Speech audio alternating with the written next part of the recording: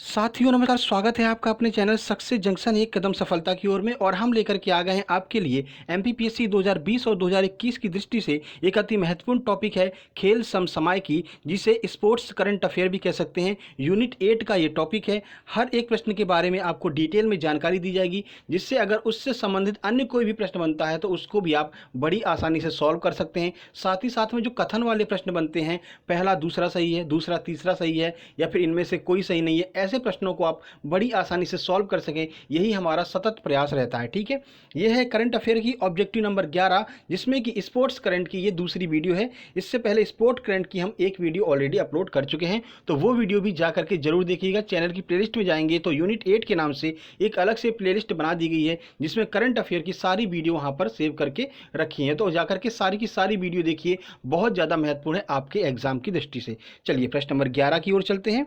देखिए प्रश्न number 11 MP sports current affair का है। नितिन मेनन अभी हाल ही में भारत के 62वें टेस्ट क्रिकेट एम्पायर बने हैं। उनका संबंध मध्य प्रदेश के किस जिले से है? यह प्रश्न कई बार आपसे पूछा जा सकता है। ऐसे प्रश्न पूछे जाते हैं। स्पोर्ट्स के खिलाड़ी हैं तो उनके जो जिले होते हैं वो आपसे पूछा जा सकता है। किस खेल से संबंधित है वो आपसे पूछा जा सकता है। ऑप्शन ए है इंदौर, ऑप्शन बी है भोपाल, ऑप्शन सी है राजगढ़, या फिर ऑप्शन नंबर डी है ग्वालियर। तो कहाँ से संबंध रखते हैं नितिन मेनन? आइए इसका आंसर देखते हैं।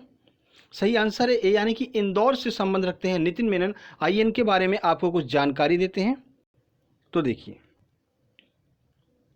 इंदौर के नितिन मेनन टेस्ट मैच में एम्पायरिंग का मुकाम प्राप्त करने वाले प्रदेश के पहले और भारत के 62वें एम्पायर बन गए हैं। यानी मध्य प्रदेश के ये पहले एम्पायर हैं। कौन? नितिन मेनन, जिनको मध्य प्रदेश की तरफ से ये एम्पायरिंग करने का मौका मिला है।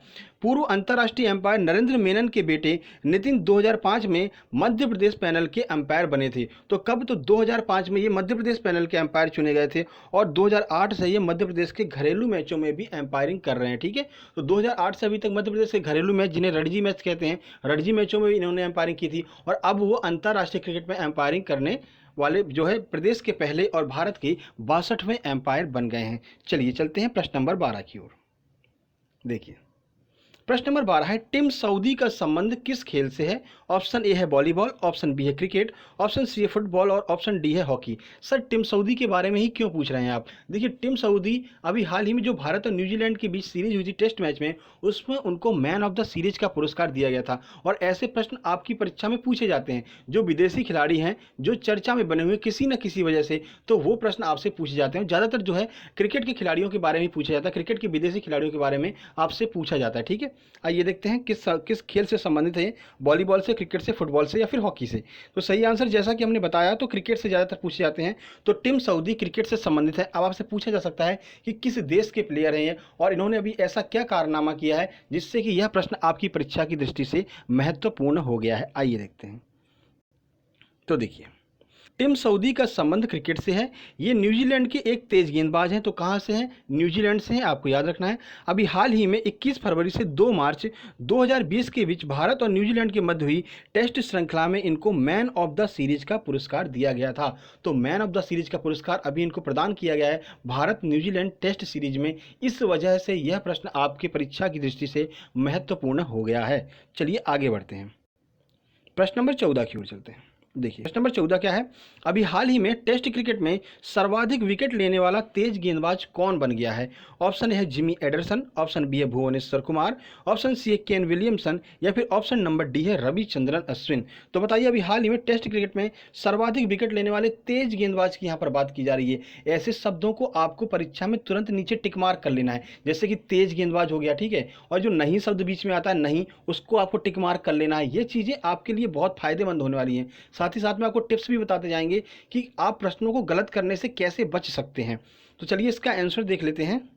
सही आंसर इसका ए, यानी कि जिमी एडरसन जो हैं वो अभी हाल ही में पहले तेज गेंदबाज बन गए हैं जिन्होंने टेस्ट क्रिकेट में सबसे ज़्यादा विकेट लिए हैं। आइए जानते हैं इनके बारे में कुछ जानकारी।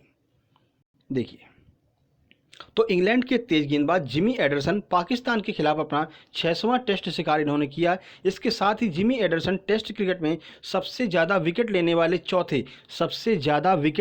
चौथे और पहले तेज गेंदबाज बन गए हैं। ठीक है, तो याद रखिएगा तेज गेंदबाजी में पहले नंबर पर हैं, और ओवरऑल बात करते हैं तो चौथे नंबर पर हैं। तो सर 3 और खिलाड़ी जो हैं जिन्होंने टेस्ट क्रिकेट में सबसे ज़्यादा विकेट लिए हैं, उनके बारे में भी आइए आपको बता देते हैं। तो विश्व में सबसे ज़्यादा विकेट लेने वाले गेंदबाज कौन है? तो श्रीलंका के मुथैया मुरलीधरन हैं, जिन्होंने 800 टेस्ट विकेट लिए हैं। उनके बाद दूसरे नंबर पर ऑस्ट्रेलिया के शेन वार्न आते हैं, जिन्होंने 702 विकेट लिए हैं। और तीसरे स्थान पर भारत के अनिल कुंबले आते हैं, जिन्होंने 619 विकेट लिए हैं। ठीक है, तो ये सारे के सारे प्लेयर आपके लिए महत्वपूर्ण हो सकते हैं।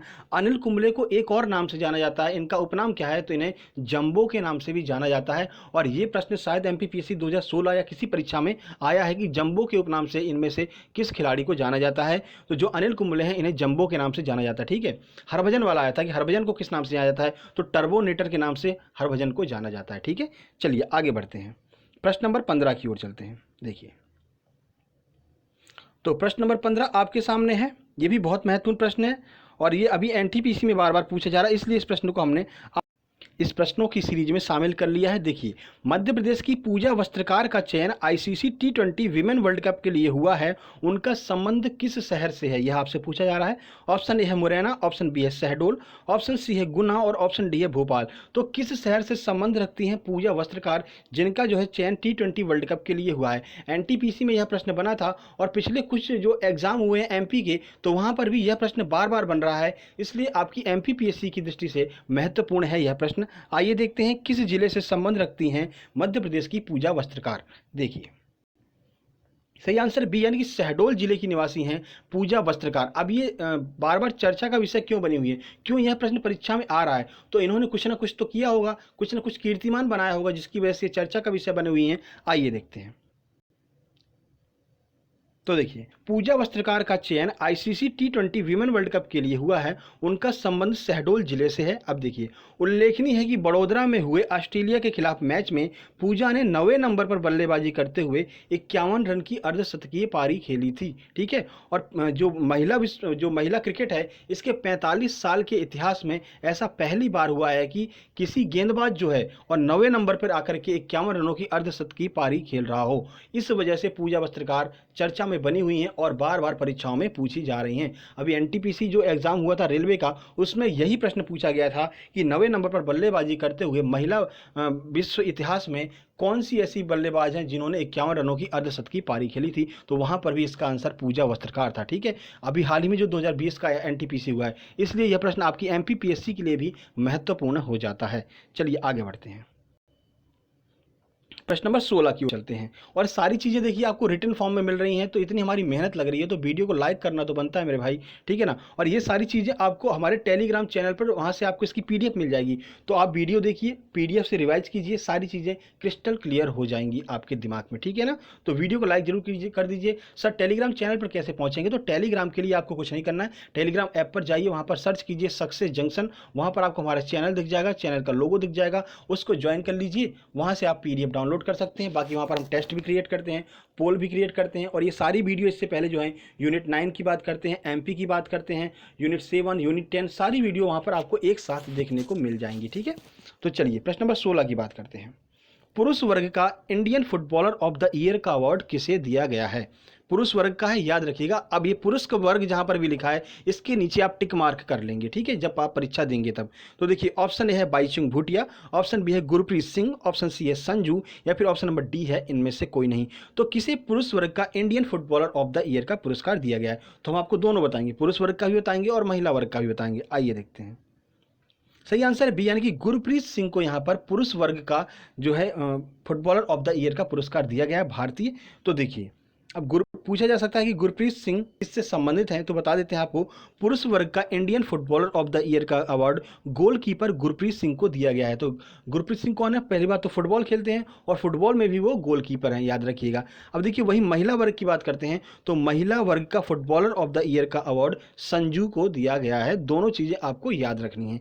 चलिए प्रश्न नंबर 17 की ओर चलते हैं, और ये भी बहुत महत्वपूर्ण प्रश्न है। अभी जो है एनटीपीसी रेलवे में 3 से 4 बार यह प्रश्न पूछा गया है कोनेरू हम्पी के बारे में। देखिए, तो कोनेरू हम्पी का संबंध किस खेल से है, यह आपसे पूछा जा रहा है। आइए ऑप्शन की बात करते हैं। ऑप्शन ए है क्रिकेट, ऑप्शन बी है कबड्डी, ऑप्शन सी है टेनिस, या फिर ऑप्शन डी है शतरंज। तो किस खेल से संबंधित है कोनेरू हम्पी? आइए देखते हैं। सही आंसर डी यानी कि शतरंज से संबंध है कोनेरू हम्पी का। तो देखिए, ये देखिए, कोनेरू हम्पी एक प्रसिद्ध शतरंज खिलाड़ी हैं। 2020 का जो केएन शतरंज टूर्नामेंट है और 2019 का जो रैपिड चेस टूर्नामेंट है, ये दोनों टूर्नामेंट कोनेरू हम्पी के द्वारा जीते गए थे। ठीक है, तो इसलिए यह प्रश्न आपके लिए महत्वपूर्ण हो जाता है। इनका संबंध कहाँ से है, तो इनका जन्म आंध्र प्रदेश के विजयवाड़ा में हुआ था।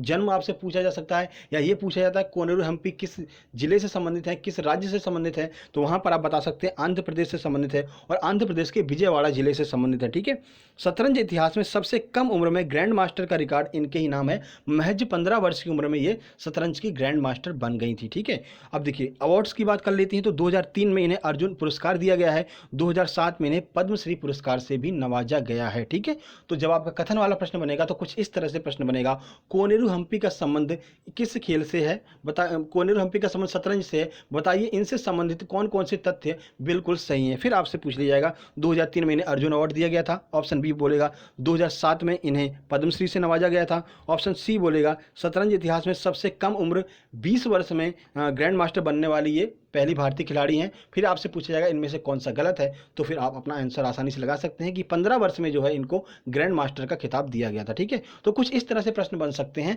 और बहुत डीप नॉलेज आपको हर एक प्रश्न के बारे में होना आवश्यक है। अगर आपको डीप नॉलेज नहीं होगा तो आप प्रश्न गलत कर सकते हैं और हमारा उद्देश्य यही है कि आपको डीप से डीप नॉलेज हर एक प्रश्न के बारे में दी जाए, जिससे कथन वाले प्रश्नों को आप बड़ी आसानी से सॉल्व कर सकें। क्योंकि परीक्षा में जो है कॉम्पिटिशन जो प्रश्न क्रिएट करेंगे वो आपके कथन वाले जो प्रश्न होंगे वही प्रश्न जो है परीक्षा में कॉम्पिटिशन क्रिएट करेंगे। बाकी वन लाइनर फैक्ट तो हर कोई याद कर लेता मेरे भाई।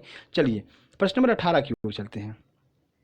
प्रश्न नंबर 18, मध्य प्रदेश के शरद जपे को विश्वामित्र पुरस्कार 2019 के लिए चुना गया, उनका संबंध किस जिले से है। तो हम जिला भी बताएंगे और किस खेल से संबंधित है और कौन सा पुरस्कार दिया गया, कितनी राशि दी गई है, सारी चीजें हम आपको बताने वाले हैं इस एक प्रश्न के अंदर ही। आइए देखते हैं। ऑप्शन ए है भोपाल, ऑप्शन बी है इंदौर, ऑप्शन सी है रायसेन या फिर ऑप्शन डी है ग्वालियर। तो किस जिले से संबंधित है शरद जपे का संबंध, आइए देखते हैं। सही आंसर है बी यानी कि इंदौर के निवासी हैं शरद जपे। तो देखिए इंदौर जिले के निवासी शरद जपे का संबंध खो खो खेल से है। खेल भी आपको पता चल गया किस खेल से है, खो खो से है। ठीक है, ये खो खो के कोच हैं। जैसा कि आप जानते हैं मध्य प्रदेश सरकार द्वारा जो विश्वामित्र पुरस्कार दिया जाता है वो प्रशिक्षक यानी कोच को दिया जाता है। तो ये खो खो के कोच हैं। उसके बाद बात करते हैं तो मध्य प्रदेश का प्रतिष्ठित विश्वामित्र पुरस्कार 2019 के लिए इन्हें प्रदान किया गया है। विश्वामित्र पुरस्कार की शुरुआत 1994 में की गई थी। डेट आपको याद रखना है 1994 विश्वामित्र पुरस्कार। इस पुरस्कार के विजेता को 1 लाख रुपए की नगद राशि मिलती है, प्रतीक चिन्ह मिलता है, ब्लेजर जो है वो सम्मान स्वरूप दिया जाता है। ठीक है, 1994 शुरुआत, 1 लाख रुपए राशि, प्रतीक चिन्ह, ब्लेजर, ये चीज़ आपको याद रखनी है। उसके बाद शरद जपे जो है इंदौर के निवासी हैं, ये भी आपको याद रखना है। चलिए आगे बढ़ते हैं। और खो खो के कोच हैं, ये भी आपको याद रखना है। ये सारी जानकारी आपको एक ही प्रश्न के अंदर प्रोवाइड करा दी गई है। प्रश्न नंबर 19 की बात करते हैं तो मध्य प्रदेश सरकार में किस स्पोर्ट को स्कूली पाठ्यक्रम में अनिवार्य रूप से शामिल करने का निर्णय लिया गया है। तो कौन सा ऐसा एक स्पोर्ट है जिसको कि जो पाठ्यक्रम में ही शामिल कर दिया है, यानी कि अब आप जो है 1 घंटा जो है स्पेशली स्पोर्ट के लिए देंगे और स्पेशल रूप से इस स्पोर्ट के लिए देंगे। तो कौन सा स्पोर्ट है वो, आइए देखते हैं। ऑप्शन ए है मलखंब, ऑप्शन बी है क्रिकेट, ऑप्शन सी है हॉकी या फिर ऑप्शन नंबर डी है कबड्डी। आइए इसका आंसर देखते हैं। सही आंसर सी यानी कि हॉकी को जो है वो पाठ्यक्रम में ही शामिल कर दिया गया है मध्य प्रदेश सरकार के द्वारा। ठीक है, तो हॉकी को बढ़ावा देने के लिए ऐसा किया गया है। आइए देखते हैं। देखिए मध्य प्रदेश सरकार ने हॉकी को स्कूलों के पाठ्यक्रम में अनिवार्य रूप से शामिल करने का निर्णय लिया है।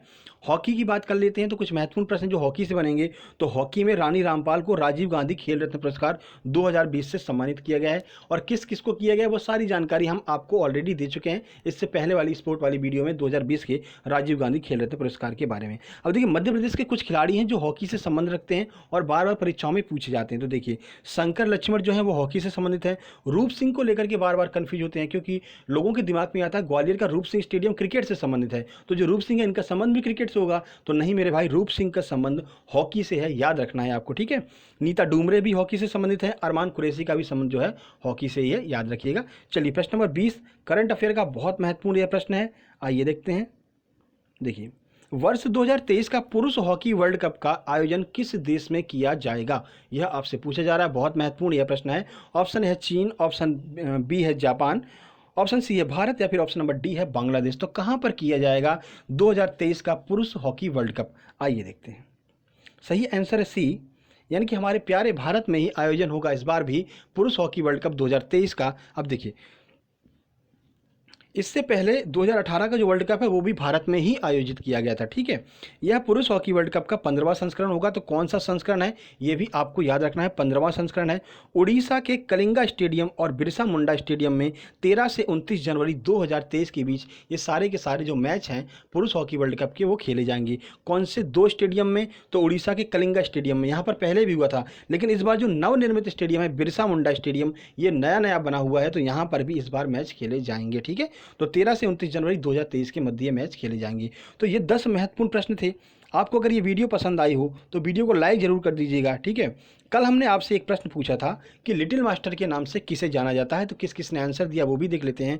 पहले सही आंसर बता दें तो सुनील गावस्कर को लिटिल मास्टर के नाम से जाना जाता है। सही आंसर दिया है नील जमोद ने, स्काई कोचिंग क्लासेज ने, मोनिका शर्मा ने। इन लोगों ने बिल्कुल सही जवाब दिया है। आप भी कमेंट बॉक्स में आज जो हम प्रश्न पूछने वाले हैं उसका जो है जवाब देंगे आप। तो आज का आपके लिए प्रश्न है, सत्येंद्र लोहिया का संबंध किस खेल से है? याद रखिएगा, प्रश्न आपसे पूछा जा रहा है सत्येंद्र लोहिया का संबंध किस खेल से है। ठीक है, और इस प्रश्न को हमने पिछली वीडियो में सॉल्व भी कराया। अगर आपने वीडियो नहीं देखा हो तो जरूर देखिएगा, पूरी डिटेल में जानकारी दी है हमने। जिन लोगों ने वो वीडियो देखा होगा वो जरूर इसका आंसर करेंगे। ठीक है, कमेंट बॉक्स में कमेंट जरूर कीजिएगा, हमें आपके कमेंट का इंतजार रहेगा और कल की वीडियो में आपके नाम का आने का भी इंतजार रहेगा। ठीक है, तो वीडियो को लाइक कर दीजिए, दोस्तों के पास शेयर कर दीजिए, चैनल को सब्सक्राइब कर लीजिए अगर आप हमारे चैनल पर पहली बार आए हैं, और नोटिफिकेशन बेल जरूर दबा लीजिएगा, क्योंकि नोटिफिकेशन बेल दबाना अनिवार्य है आपके लिए, क्योंकि सारी की सारी जो वीडियो होती हैं, जो कि 12 बजे जैसे हम यूनिट 9 की वीडियो लेकर के आते हैं, शाम को 4:30 बजे के समथिंग हम यूनिट 7 और यूनिट 10 की वीडियो लेकर के आते हैं। तो सारी वीडियो आपके पास सही समय पर पहुंचते रहें, इसके लिए ज़रूरी है कि आप नोटिफिकेशन बेल जरूर दबा लें।